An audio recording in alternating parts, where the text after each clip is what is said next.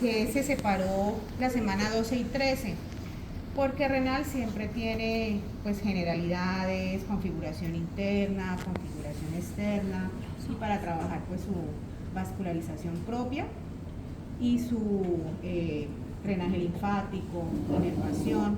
Entonces es un poco larguito renal, por eso se deja en una sola semana, y ya la otra semana se mira urinario, vejiga, uréter y uretra, los uréteres y la uretra. Entonces ya la otra semana, ya es la semana 13, ya finaliza urinario.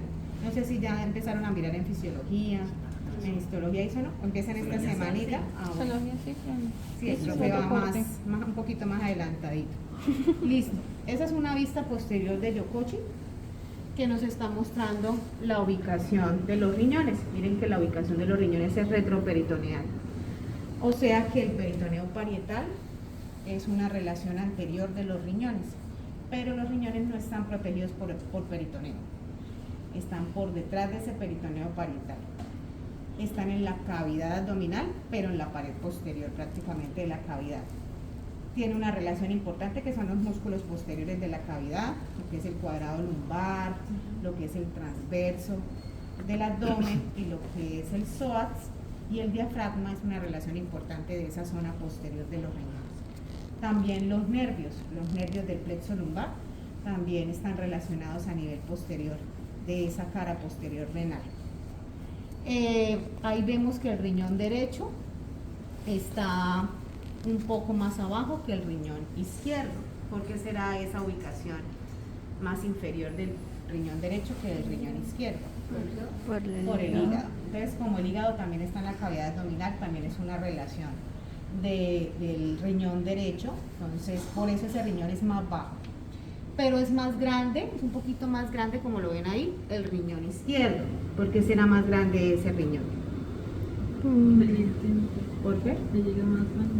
Por la diferencia que hay en la presión vascular venosa, porque recuerden que la vena renal izquierda va a recibir más venas, más afluentes venosos, y por eso esa presión venosa es diferente. Entonces, el tamaño del riñón izquierdo se debe a esa presión, a la diferencia de las presiones en las venas renales.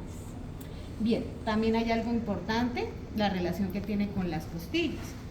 Entonces, el derecho tiene relación con la 11ª costilla, con la 12ª, perdón, y el izquierdo con la 11 y 12.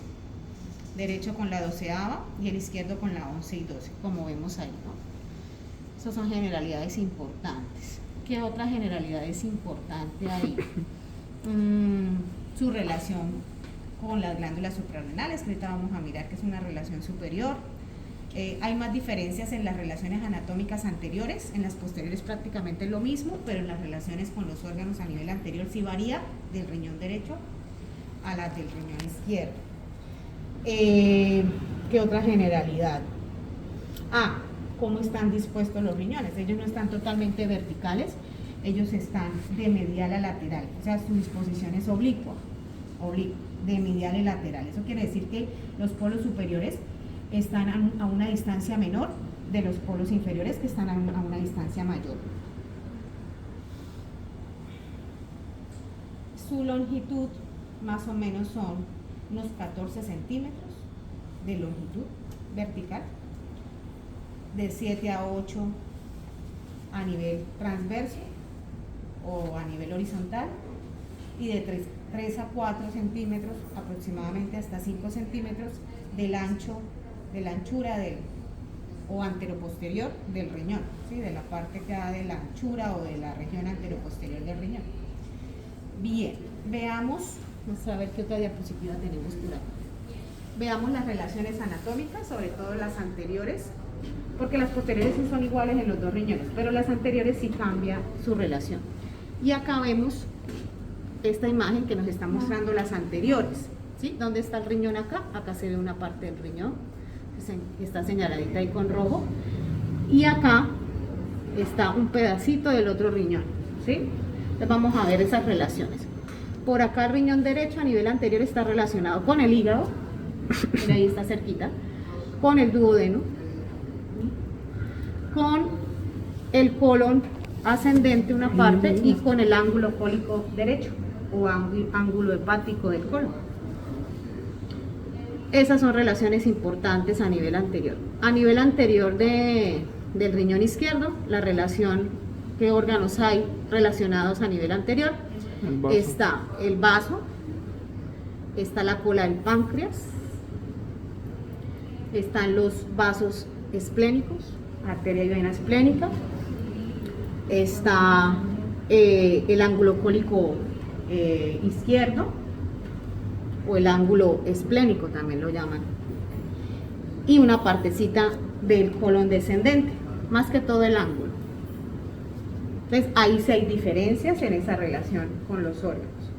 A nivel posterior ya es igual para ambos riñones. A nivel posterior está relacionado con diafragma, miren esta parte del diafragma, con este músculo, ¿cuál es? Cuadrado lumbar. Este que está encima, que es más medial, el psoas, y este que está acá, que es un pedacito, la relación ahí, el transverso del abdomen, este, transverso, oblicuo interno, oblicuo externo, transverso del abdomen. Esa relación posterior hay con las costillas, ¿sí? La única diferencia es que el derecho con la 12ª y el izquierdo con 11 y 12. Esa es la única diferencia. Acá hay un dibujito más bonito, de la relación posterior también. Entonces lo verde es la relación con el diafragma. Las costillas, 12ª, 11 y 12 en el izquierdo. Y lo que está en colores, lo rojo, es la relación que tiene con el músculo transverso del abdomen, el amarillo con el cuadrado lumbar, y el músculo que está más medial relacionado es el psoas. Ahí está como los colorcitos de la relación posterior. Otra relación importante son los nervios del plexo lumbar, que también están ahí. Y que por eso, recuerden que hay los primeros nervios del plexo lumbar, ¿cuáles son? Ilipogástrico y ilioinguinal, ¿cierto? Ilipogástrico y ilioinguinal. ¿Se acuerdan el ilioinguinal hasta dónde va? Ilioinguinal va por el canal inguinal. Va por el canal inguinal. Entonces, como dice inguinal, él también tiene que ver con sensibilidad de esa zona, ¿no? De la zona de la piel que hay a nivel inguinal. Entonces, ¿qué pasa cuando hay una, ¿cómo se llama? Cálculo, litiasis, ¿no? Nefrolitiasis, urolitiasis, o nefro también de riñón, nefrolitiasis. A veces el dolor, ustedes saben que el dolor que se da a nivel renal se irradia a nivel lumbar. ¿Por qué? Por los músculos que están ahí también y por la inervación que hay en esa zona. Pero también por la relación que están de estos nerviecitos, la irradiación también es a nivel inguinal. No sé si hay alguien que ha sufrido de cálculos renales. ¿No le ha dolido los labios mayores, ¿sí? De la vagina? Aquí. Sí, el dolor no solamente es acá, se puede referir también a esta zona, por eso, por la relación que tiene con estos nerviecitos que también son sensitivos para esa parte inguinal. En el hombre le puede doler el escroto, por ejemplo, ¿sí? Cuando hay cálculos renales, sobre todo a nivel del riñón, que se concentra ahí el cálculo, porque hay diferentes partes donde puede estar el cálculo. Entonces, cuando es a nivel renal, se va a proyectar el dolor lumbar y también acá a nivel inguinal. Labios mayores en la mujer, en el escroto le puede doler el escroto al hombre, por ejemplo. Todo lo que es la piel de esa zona, ¿sí? Bien. Entonces, miren esas estructuras importantes. Por acá, este cortecito es un corte transversal, que es para que veamos que los riñones, esto sería peritoneo visceral, pero no hay peritoneo parietal sino hasta aquí, miren. Esto es peritoneo parietal, que es una relación también anterior de los riñones. Esto que está acá son unas grasas que son medios de fijación. ¿Cuáles son los medios de fijación de los riñones si no están protegidos por peritoneo? Entonces los medios de fijación son la fascia renal, que es esta membranita que vemos aquí, que acá parece que se continuara por la parte de adelante y acá parece que se terminara a nivel vertebral, ¿sí? La fascia renal, es una membrana, la fascia renal. Entre la fascia renal están dos grasas. Yo creo que los había nombrado en peritoneo, ¿se acuerdan? Sí. La perirrenal y la pararrenal. La perirrenal es la que está más cerca, la que está entre la cápsula y la fascia, entre la cápsula del riñón y la fascia. la grasa perirrenal y la otra es la grasa pararrenal. Esos son medios de fijación. Otro medio de fijación es estas estructuras que entran y salen, que en conjunto se llaman pedículo renal. El pedículo renal son las estructuras que entran al riñón y salen, como la arteria renal que entra, los nervios que entran, los vasos linfáticos que sacan la linfa del riñón, ¿sí? Que aunque en los libros sí ven que no colocan vasos linfáticos ni nervios, que las estructuras principales del pedículo lo que ponen es arteria y vena renal, pero también hay nervios renales y también hay vasos linfáticos renales que van a estar ahí en esa zona del pedículo, ¿sí? Sino que en los libros pues solamente muestran esas dos principales. Bien, otro medio de fijación, entonces es la fascia renal, un medio de fijación, las grasas y el pedículo renal. Medio de fijación quiere decir que para mantener ahí los riñones en esa zona estable, ¿sí? Bueno, sigamos por acá. Vamos a ver la configuración externa. La configuración externa, vamos a mirar uno, no me sacó uno que estuvieran los dos.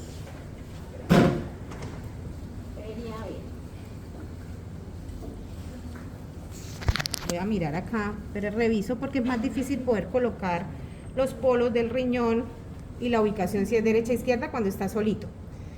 ¿Cómo podríamos de pronto mirar? Es que el pedículo, lo que es arteria renal, vena renal y la pelvis renal del uréter, lo que está más posterior es la arteria renal. Entonces lo que está más gruesito, el vaso que está más elástico, con la pared más gruesita, es la arteria renal y es la más posterior. Luego viene la pelvis renal que está entre los dos. Esta es la pelvis renal. Y luego viene lo más anterior, sería la vena renal, que sería esta. La arteria está como abrazando a la pelvis y esta sería la vena renal. Entonces esta sería la parte anterior del riñón. Ahora, para saber el polo, muy difícil, ¿no? Muy difícil cuando está así solito. Vamos a ver este, por ejemplo, que ya este sí está con él, pero este tiene testículos y todo enredado. Todo enredado, mires, cosita. Entonces, acá es más fácil porque acá ya está en la vejiga y esos uréteres llegan por la parte posterior de la vejiga. Entonces, esta es la vejiga que es anterior, posterior es el útero. Y esto llega posterior en la vejiga. Entonces esto es anterior, esto es posterior y este sería del lado derecho. Es más fácil hallarlo. Vamos a mirar acá. Es estas estructuras que están. Esta es la cava. Pedacito de la cava, miren. De la vena cava inferior. Y hacia ella llega la vena renal. Que a veces pues está así cortadita, unas variantes allá anatómicas. Puede estar así solita, miren. La vena renal así completa o así que parece como dos. Lo importante es que esté drenando la sangre. Son variantes anatómicas. Entonces acuérdense que esto sería así. ¿Por qué?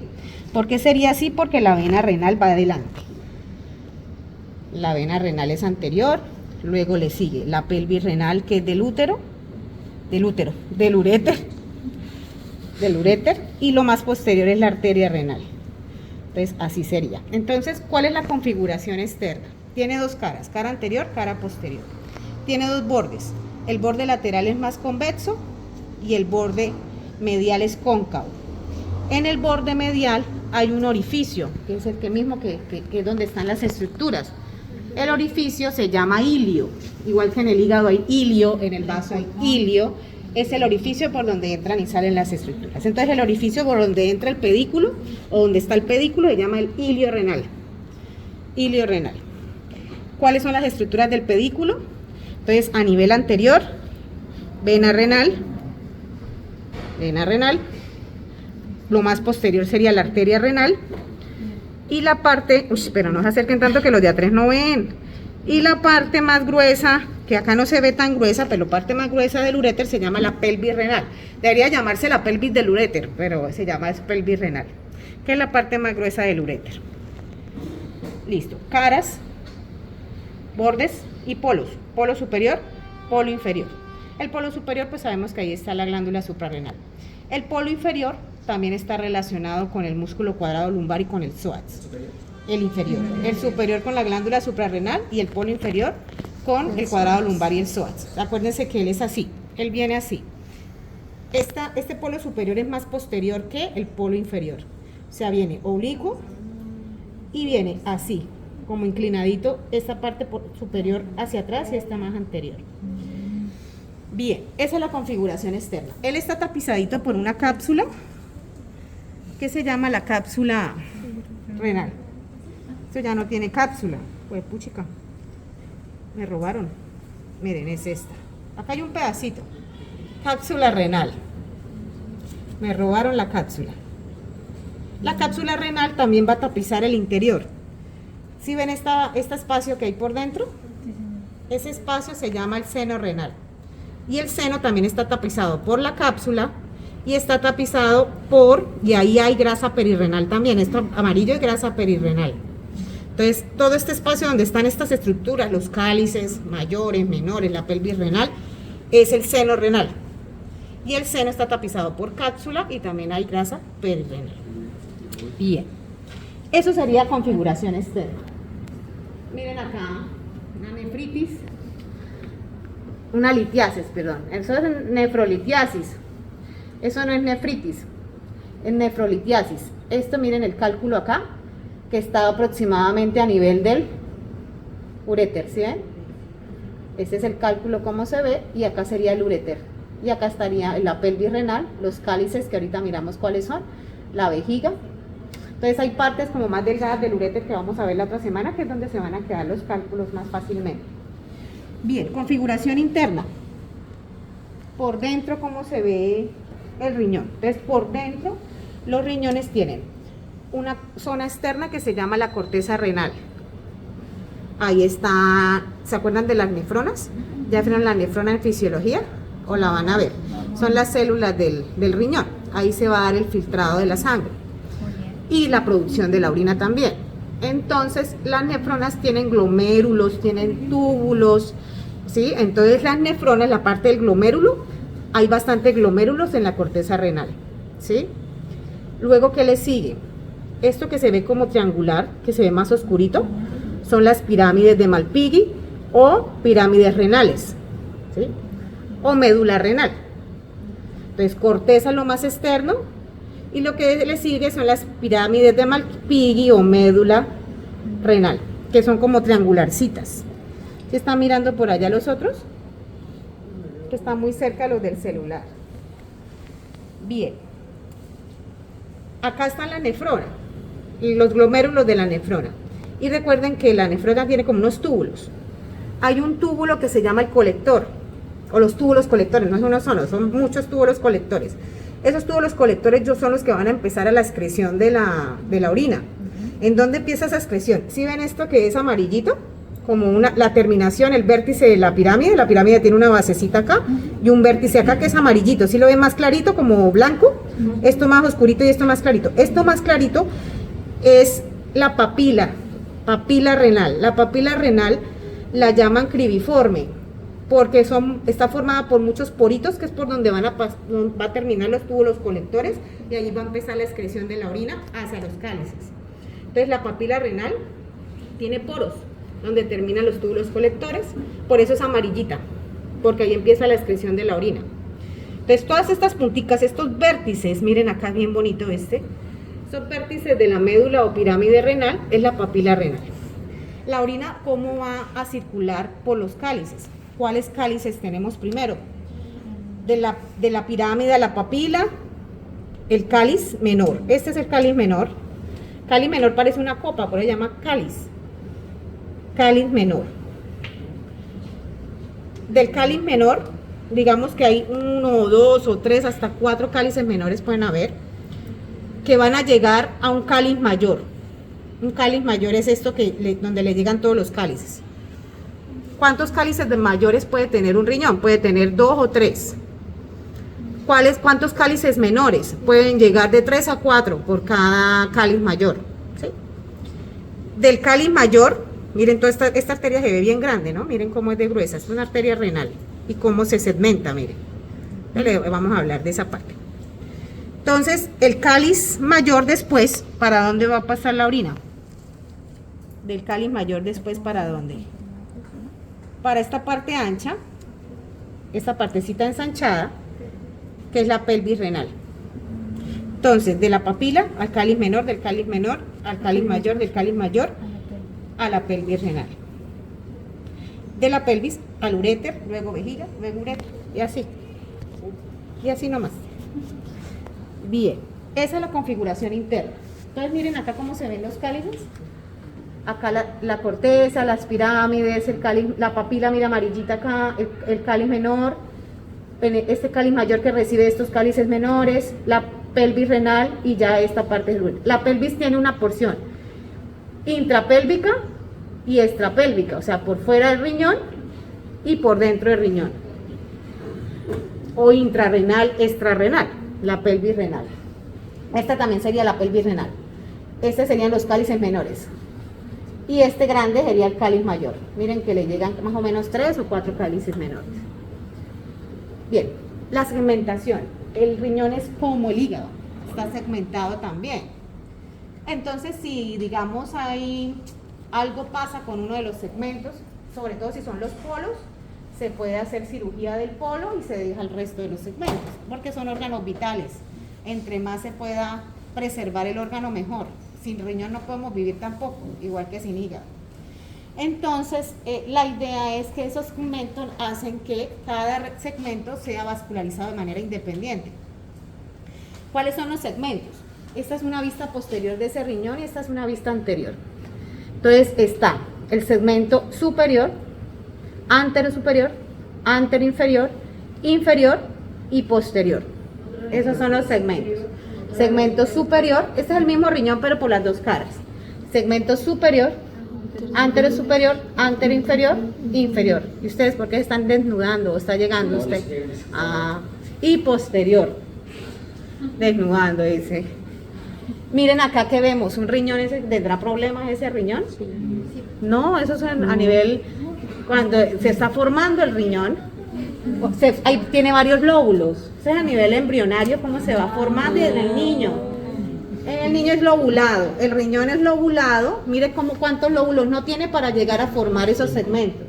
Entonces, no sé si vieran en embriología cómo se forma el riñón. Se forman primero unos lóbulos, como vemos ahí, miren. Eso está bueno, está buenecito. Lo que pasa es que después de eso, pues se tienen que formar los segmentos.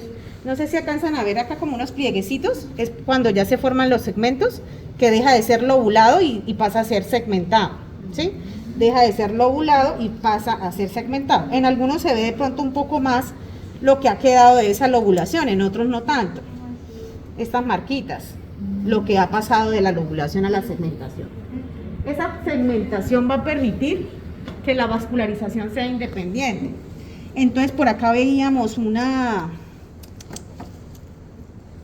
¿Cuál era? Se perdió. Esta, sí, muy bien. Esta es la arteria renal. ¿La arteria renal de dónde va a sacar la sangre? Las dos, ¿de dónde van a sacar la sangre? No, de la aorta descendente abdominal. Esas sacan de la aorta, esas salen directamente de la aorta. De la aorta descendente abdominal sale la renal derecha e izquierda. Ambas renales primero se dividen en segmentarias. Entonces, ¿cuántas segmentarias van a tener según los segmentos? Se van a llamar de la misma manera. Entonces, esta arteria renal igual va a sacar también otras arterias afluentes acá. Por ejemplo, saca esta arteria suprarrenal. Acuérdense que las renales sacan la suprarrenal, ¿cuál? Inferior, miren, acá la vemos, tan bonita. Y saca también esta arteria, se ríe. Esta rama pélvica y para el uréter, ¿sí la ven para abajo, para una parte del uréter? Esta arteria también para el uréter. Y estas ya son las segmentadas. Entonces, ¿esta cómo se va a llamar? Si va para el polo superior, arteria segmentaria superior o apical, igual. Esta es la segmentaria anterior, superior, arteria segmentaria anterosuperior, y esta, la arteria segmentaria anteroinferior, ¿sí?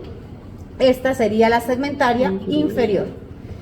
Y esta rama posterior me saca la segmentaria posterior. Entonces, los segmentos, ¿cómo se divide? La arteria renal se divide en una rama anterior y una rama posterior. La anterior me saca la mayoría de segmentarias anterior.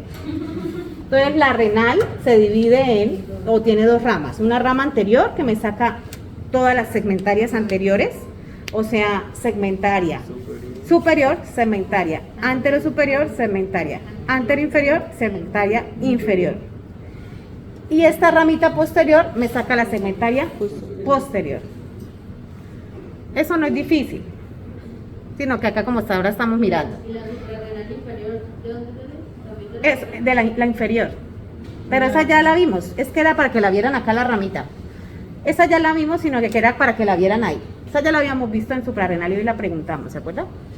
Bueno, después de segmentaria, ya no se va a llamar segmentaria cuando pase por estos tabiques. Estos son los tabiques de la corteza renal, miren. Estos son los tabiques de la corteza renal. Entonces, cuando vaya para los tabiques, ya no se va a ver, se llamar segmentaria, sino interlobular. Cuando vaya hacia los tabiques de la corteza, se va a llamar interlobular, que es a este nivel. Interlobular. Cuando le dé el giro a la pirámide, se va a llamar arqueada. Arqueada. Le da la vueltica ahí a la base de la pirámide. Y cuando me saca de ahí hacia la corteza todas estas ramitas, se vayan a llamar arterias radiadas o interlobulillales. Arterias radiadas o interlobulillales. Lo mismo pasa con lo venoso, pero lo venoso viene de allá a la vena renal. Es igual, se van a llamar igual, venas interlobulillales, venas arqueadas, venas interlobulares, venas segmentarias, vena renal. ¿Sí? Igual. ¿Preguntas de esta parte? ¿Bien? Entonces miren acá, por ejemplo, a este nivel serían segmentarias, ¿no? Esta es la arteria renal y esta sería a este nivel segmentaria. A nivel ya de los tabiques, pues es más difícil sacarla. Miren, acá cuando está llegando al tabique, esta ya sería interlobular. Acá este nivel que se cortó. Y los poritos que vemos aquí, porque ya serían las interlobulillales de las radiadas, acá para la corteza. Si le están dando la vueltica acá a la pirámide, arqueadas. ¿Sí? Listo. Vascular, drenaje linfático. Le hicieron cara de guácala. Drenaje linfático. Entonces miren todos estos linfonodos, miren de dónde viene la linfa. Subcapsular, miren acá de verdecito. Entonces desde la parte subcapsular, desde la parte también, miren de la corteza donde están todos los túbulos de las nefronas. Miren todos estos vasos linfáticos que van a llegar a estos nódulos que hay cerca a la aorta y cerca a la vena cava. Entonces, ¿cómo se llaman esos nódulos? Hay una vía anterior, media y una vía posterior. La vía anterior va a ir a los linfonodos precava, que es estos que están aquí, y a los aórticos laterales, que son estos que están aquí. Precava son estos, de adelante de la cava, y laterales los que están a nivel lateral de la aorta. La vía media de los linfonodos aórticos laterales, que son los mismos que están en la aorta, y la vía posterior a los linfonodos postcava, o sea, por detrás, si ven este nódulo acá, entonces esos, imaginen que por detrás de la cava hay varios de estos, por eso llaman postcava. Esa vía posterior va a linfonodos postcava y también a esos aórticos laterales. Entonces, ¿cómo se llaman los nódulos a donde se drena la linfa? Precava, postcava y aórticos laterales. Ahí es donde se va a drenar la linfa de los riñones. Postcava, precava y aórticos laterales. Inervación. Esta inervación es simpática mayormente, ¿no? La mayor inervación es simpática, pero también tiene fibras parasimpáticas del vago, y esas dos fibras, tanto simpáticas como parasimpáticas, se unen para formar ese plexo renal. Pero la mayoría de la inervación es simpática, la que necesita el riñón, ¿sí? La parasimpática es del vago, sino que tiene mayor inervación simpática que parasimpática, porque para el funcionamiento, para disminuir el filtrado, para que haya disminuir pues la orina, para mejorar el tono vascular del riñón, se necesita del simpático. El simpático, porque es el que tiene mayor aporte. Entonces miren acá, las neuronas preganglionares salen de estos niveles, de T10 a L1. Hacen acá conexión con estos ganglios simpáticos, o lo que llamamos el ¿Cómo se llama también esto que se me olvidó? Cadena de ganglios simpáticos, sí. Después de esa cadena de ganglios simpáticos, va a haber conexión con unos ganglios que ya no son de la cadena, sino unos ganglios más externos, que son los ganglios celíacos que están acá cerca del tronco celíaco, y mesentérico superior. Ganglios celíacos y mesentérico superior. Esos ganglios celíacos y mesentérico superior, de esos ganglios también se van a formar unos nervios, que son esplácnico mayor, esplácnico menor y el himo que llaman. No, este sí lo han escuchado. Le va a dar aporte a esos esplácnicos, mayor, menor y el himo. Mire el himo. Esplácnico himo, el esplácnico mayor por acá, ayúdenme a buscarlo, mírenlo el menor, esplácnico menor, y el esplácnico mayor, ayúdenme a buscarlo por ahí, que no veo, ya no veo, ¿no se ve? Sí, ¿cómo que no? Tiene que estar. Tiene que estar porque también tiene que ver con él. Hay uno lumbar. Ahí sí, esa lumbar. Este, mírelo. ¿Qué tal? Este es esplácnico también. Esplácnico mayor, menor y el himo. Entonces, todos esos nerviecitos me van a formar también el plexo simpático renal. El plexo simpático renal, que es la inervación simpática. Entonces, el plexo simpático renal se forma por esplácnico mayor, esplácnico menor, esplácnico himo, y también hay unos ganglios, que es los ganglios celíacos, y mesentérico superior, que le dan el aporte también a ese sistema simpático. ¿De qué niveles? De T10 a L1. De T10 a L1 las preganglionares. Bien, esto ya es más bajo, cuando veamos otra cosita. Listo, chicos.